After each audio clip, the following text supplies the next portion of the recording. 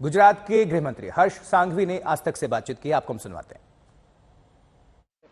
देश भर के नागरिकों की दुआ से, गुजरात भर के लोगों की सावचेती के कारण आज गुजरात में अभी तक 0 कैजुअलिटीज के आंकड़े सामने आए हैं। कुछ लोग जख्मी जरूर हुए हैं। कुल मिला के पुलिस के 22 जितने जवान गुजरात भर में जख्मी हुए हैं, सभी का इलाज चल रहा है। सभी लोग मुख्यतः सेफ हैं और भगवान द्वारकाधीश सोमनाथ दादा सबकी रक्षा करेंगे। कुल मिला के लाइट के पोल्स काफी गिरे हैं। अभी भी आप देख सकते हो भारी हवा के साथ बारिश चालू है। प्रशासन पूरी रात कामगिरी कर रहा था। सभी मंत्री ऑन फील्ड्स थे। कल हमने देखा प्रधानमंत्री जी देर रात को मुख्यमंत्री जी से जब बात की और सोशल मीडिया पे जब मैंने पढ़ा तो मैं स्तब्ध था। उन्होंने मानव जीवन के साथ साथ गुजरात के गीर के जंगल में रहते हुए शेरों की भी चिंता की, प्राणियों की भी चिंता की, गांव में रहने वाले प्रत्येक नागरिकों की चिंता उन्होंने की।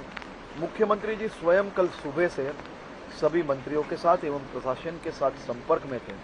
कल रात को 4 बजे उन्होंने फोन किया और रात को 4 बजे भी उनके मन में यही चिंता थी कि किसी भी नागरिकों को एवं प्राणियों को कुछ होना नहीं चाहिए। उसके लिए पर्याप्त व्यवस्था सभी चालू रहे और रात को सभी प्रशासन इसी प्रकार से, यही स्पिरिट से काम पे लगे रहे। हर्ष भाई, कहा जा रहा था कि ये जो है 50 साल का सबसे विनाशक तूफान होगा, पर क्या इंटेंसिटी कम हुई और उसके कारण जो है नुकसान कम हुआ, या फिर प्रशासन ने पहले से जो सतर्कता रखी थी और लोगों का सहयोग मिला इसलिए नुकसानी के जो आंकड़े हैं वो अभी तक कम आए हैं?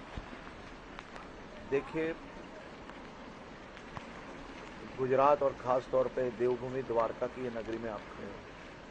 भगवान द्वारकाधीश और सोमनाथ दादा का आशीर्वाद स्वयं पूरी सृष्टि पे बना रहा है। प्रशासन ने प्रोएक्टिवली कामगिरी की है। कोस्टल एरियाज के समंदर के तट पे जुटे हुए जो गांव है उसमें से लोगों को स्थलांतरित किया गया और सभी लोगों को, सभी नागरिकों को सेव किया गया। प्रोएक्टिवली कामगिरी के कारण आज कैजुअलिटीज सामने नहीं आई। मैं पूरे प्रशासन का आभार मानता हूँ। मुख्यमंत्री जी के निर्देश और उनका कांस्टेंट फॉलोअप और एक मार्गदर्शन के लिए उनको और पूरी टीम को आभार। कच्छ में जिस तरह से नुकसानी की बात थी, आपकी बात हुई, वहाँ पे भी मंत्री ऋषिकेश पटेल है, कच्छ में कोई डैमेज हुआ है? क्योंकि लैंडफॉल वहाँ हुआ तो कितना नुकसान, क्योंकि वहाँ पे बहुत गंभीरता देखी जा रही थी कि काफ़ी नुकसान होगा, पर अभी तक कोई आंकड़े नहीं आए।